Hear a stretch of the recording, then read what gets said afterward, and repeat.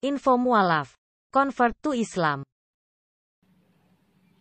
Assalamualaikum warahmatullahi wabarakatuh. Halo sahabatku semua yang dirahmati Allah. Semoga kita selalu dalam perlindungan Allah Subhanahu wa Ta'ala. Selalu diteguhkan keimanan kita sampai akhir hayat kelak dalam keadaan Islam dan husnul khotimah tentunya. Amin ya rabbal alamin. Sahabatku, terima kasih telah mampir di channel Info Mualaf. Kali ini saya akan mereaksi sebuah video dialog antara seorang Kristiani yang bernama Mas Apri dengan seorang mualaf yang biasa kita sebut Koh Dondi. Dalam video ini, Mas Apri bertanya tentang Rasulullah Muhammad SAW. Apakah Nabi Muhammad adalah benar-benar Nabi yang terakhir? Apakah Nabi Muhammad benar-benar untuk umat manusia di akhir zaman? Untuk lebih jelasnya, mari kita benar video berikut. Namun, sebelum nonton videonya, jangan lupa ya sobat untuk di like, subscribe, dan share agar kami bisa istiqomah dalam mengembangkan channel ini. Dan jangan lupa juga kunjungi dan subscribe channel Donditan sebagai sumber video. Semoga bermanfaat. Jadi untuk membuktikan apakah Nabi Muhammad itu Nabi palsu atau bukan, ya kan sering nih polemikus bilang Nabi Muhammad SAW itu adalah Nabi palsu gitu. Kita kasih argumen begini. Nabi Muhammad SAW dari mulai dia kecil sampai remaja, sampai dewasa, sampai menikah bahkan ya, sampai menikah, itu teman semua orang yang mengenal dia menyebut dia dengan julukan apa mas? Al-Amin. Artinya apa? Yang terpercaya gitu. Artinya orang ini nggak pernah bohong gitu. Ya, orang ini nggak pernah bohong gitu. Jadi dia mendapat julukan Al-Amin.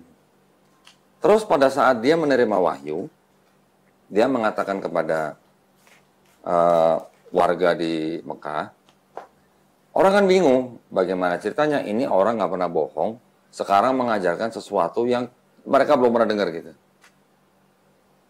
Ya, yang belum pernah dengar gitu. Otomatis ada yang menerima, ada yang menolak kan. Tapi yang menolak ini kan juga pasti ragu-ragu gitu loh. Ini orang nggak pernah bohong gitu loh. Kok sekarang bisa memberikan pesan yang sama sekali baru buat mereka gitu. Nah, sekarang kalau memang benar Nabi Muhammad SAW Nabi palsu, apakah dia pernah berbohong? Tidak pernah berbohong. Kalau dia pernah berbohong, dia tidak mungkin mendapatkan gelar Al-Amin. Gitu. Bagi umat muslim, tentunya sudah sangat mengenal sosok Nabi Muhammad SAW, sang Nabi sekaligus Rasul terakhir yang menjadi panutan umatnya. Al-Amin artinya dapat dipercaya. Nabi Muhammad SAW menyandang gelar Al-Amin dikarenakan keteladanan Rasulullah, sikap amanah, dapat dipercaya, dan juga jujur. Gelar ini diberikan oleh para penduduk Mekah secara langsung kepada Rasulullah. Keteladanannya dan sikap baiknya menjadi panutan dan begitu dijunjung oleh penduduk Mekah, sehingga membuat mereka mempercayai Nabi Muhammad sebagai sosok yang tepat menyandang gelar tersebut. Sikap keteladanan Nabi Muhammad SAW ini telah dibuktikan dalam berbagai situasi. Orang-orang menyadari bahwa Rasulullah adalah sosok yang jujur. Ketika beliau berdagang, beliau akan berkata apa adanya mengenai kondisi barang dagangannya. Nabi Muhammad juga akan mengatakan hal yang sesungguhnya jikalau barangnya memiliki cacat atau terjadi hal-hal yang mempengaruhi nilai dagangannya. Selain itu, Nabi Muhammad juga tidak mengambil laba atau keuntungan dalam menentukan harga jualnya. Di sini maksudnya Rasulullah akan mengatakan yang sebenarnya nilai kulakannya kepada pembeli. Dan terserah pembeli akan memberikan keuntungan berapa kepada Rasulullah. Beliau juga begitu amanah dalam menyampaikan barang sesuai kualitas yang diinginkan pelanggan, serta terkenal begitu baik dalam melayani pelanggan yang biasa membeli kepada Rasulullah. Hal ini telah menjadi kebiasaan Rasulullah untuk selalu bersikap baik, amanah serta jujur, dan membuat banyak orang percaya dan mencontoh beliau. Dan dia pernah dibawa oleh pamannya berdagang, ya. Di perjalanan mereka berhenti di sebuah gereja. Ada pendeta yang keluar, namanya pendeta Buhairo. Ngomong sama pamannya, itu siapa gitu? Itu keponakanku gitu. Bawa pulang. Kenapa? Itu anak nabi yang dinubuatkan di dalam Taurat gitu katanya. Pendeta itu tahu karena dia baca, ada tanda-tandanya gitu. Dan pendeta itu melihat bahwa setiap rombongan itu berjalan, itu ditutupin dengan awan. Itu pendeta tuh. Namanya pendeta Buhairo. Suruh pulang. Kenapa? Kalau dia sampai pergi ke negeri Syam, di sana banyak orang-orang yang membunuh nabi gitu. Maka disuruh pulang. Jadi dari kecil memang Nabi Muhammad SAW itu sudah sudah menjadi orang kesayangan gitu. Dari pamannya juga kesayangan, dari teman-temannya, dari saudaranya semua, sampai dia mendapatkan gelar Al-Amin. Dalam perjalanan menuju Syam, ketika Rasulullah SAW, Abu Thalib, dan para kafilah Quraisy sampai di Basra, yaitu perbatasan antara Syam dan Saudi Arabia untuk saat ini, mereka bertemu dengan seorang pendeta Nasrani yang bernama Buhairo. Pendeta tersebut merupakan ulama ahli kitab yang memahami dan mendalami ilmu kitab dan mengetahui tanda-tanda kedatangan Nabi dari kitab Injil dan Taurat. Beliau juga merupakan salah satu ulama Nasrani yang masih mempertahankan tauhidnya kepada Allah Subhanahu wa Ta'ala dengan meyakini bahwa tidak ada Tuhan selain Allah. Dan Nabi Isa alaihi salam yang beliau ikuti bukan sebagai anak Tuhan, melainkan seorang nabi dan utusan Allah Subhanahu wa Ta'ala. Buhairo tidak pernah memperhatikan para kafilah dagang yang sering kali datang ke Mekah untuk menuju Syam. Namun, ketika Buhairo melihat rombongan atau kafilah Quraisy yang datang dari Mekah yang dipimpin oleh Abu Thalib, beliau menaruh perhatian besar dengan seorang remaja yang tengah bersama Abu Thalib, yaitu Rasulullah Shallallahu Alaihi Wasallam. Siapakah anak ini? Tanya Buhairo kepada Abu Thalib. Abu Thalib pun menjawab, ini anakku. Dengan suara tegas, Buhairo berkata, ini bukan anakmu. Anak ini adalah anak yang terlahir yatim. Mendengar perkataan Buhairo, Abu Thalib kaget, seraya menjawab, ya, memang ini bukan anakku. Ini adalah keponakanku. Mendengar pengakuan Abu Thalib, Buhairo menceritakan penglihatannya terhadap tanda-tanda kenabian pada anak ini. Buhairo kemudian menyuruh agar Abu Thalib tidak melanjutkan perjalanannya ke Syam, karena dikhawatirkan orang-orang Yahudi di Syam juga mengetahui kedatangan Muhammad Shallallahu Alaihi Wasallam, sehingga mereka akan menyakitinya.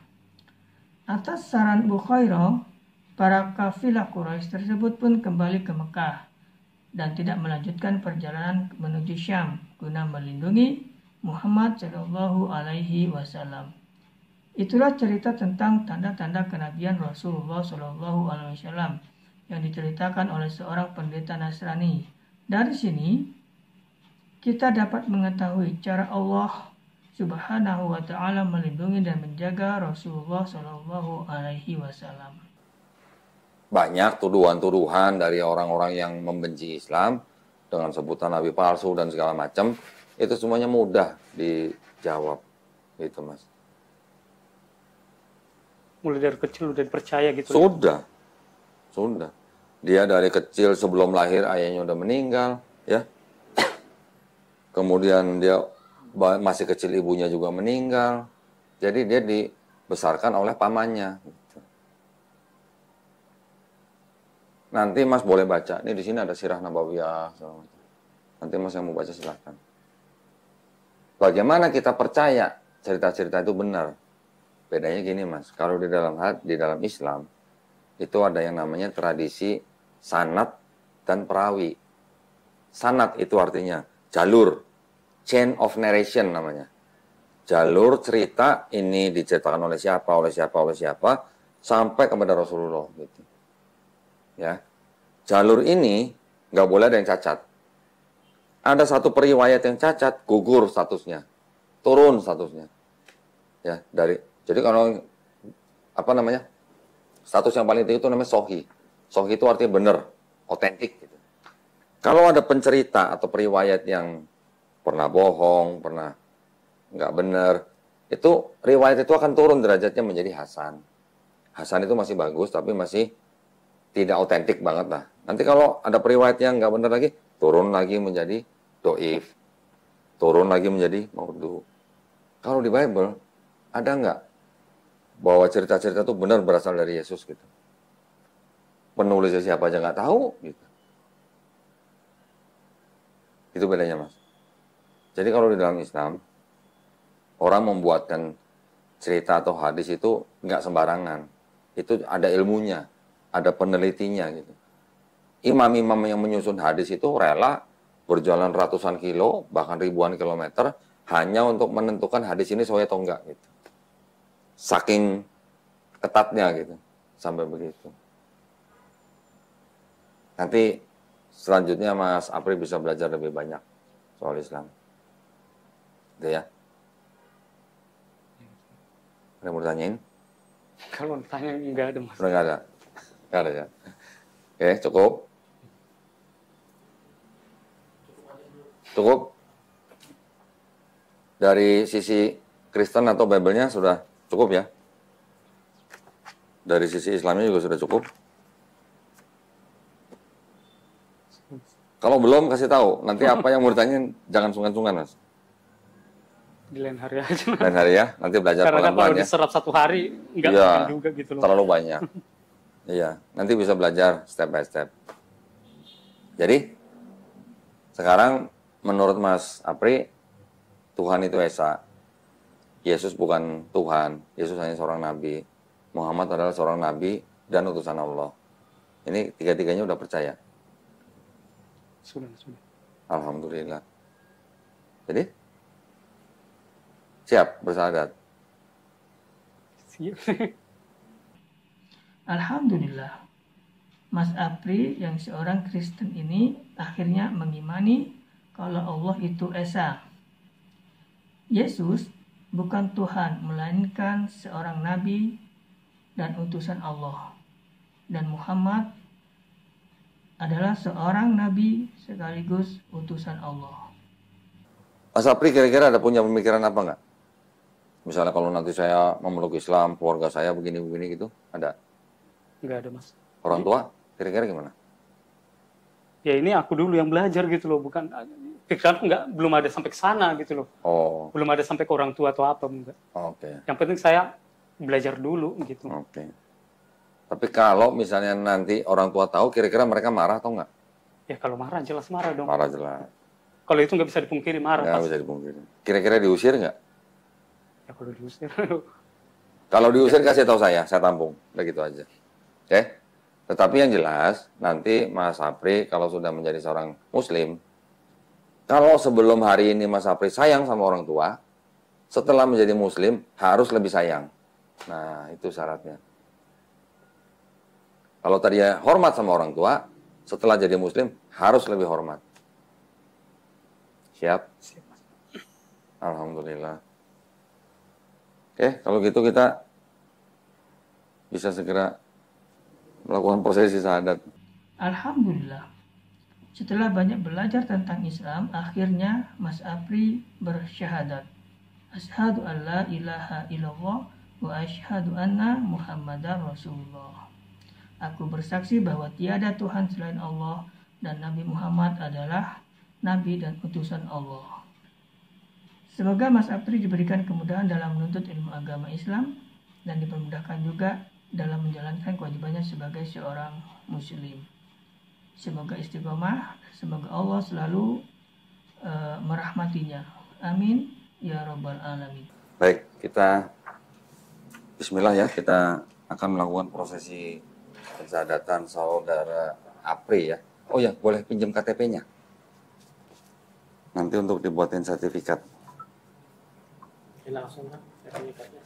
Udah pada pulang, nanti gampang nanti dikirim bisa.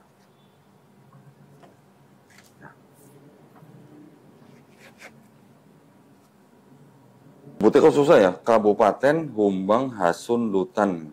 Baru denger sih. Humbang Hasun Lutan.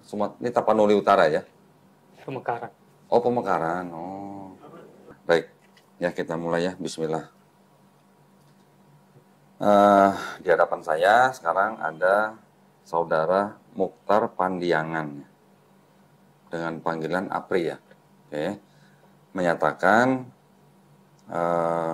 keinginannya untuk memeluk agama Islam. Ya. Sebelumnya Mas Apri ini beragama Kristen ya, betul ya? Kristen ya. Oke. Nah, alhamdulillah tadi sudah kita sharing-sharing ya.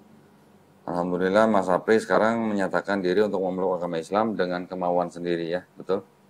Ya, Mas. Tidak ada paksaan ya? Enggak ada. Oke. Tadi saya berpesan kalau nanti Mas Apri sudah bersyahadat, kalau sebelumnya sayang dan hormat sama orang tua, harus lebih sayang dan hormat ya nanti ya kalau udah jadi muslim ya. Baik kalau gitu. Nah, Mas Apri kutip kata-kata saya dalam bahasa Arab, juga nanti dalam terjemahannya ya. Kita berjabat tangan.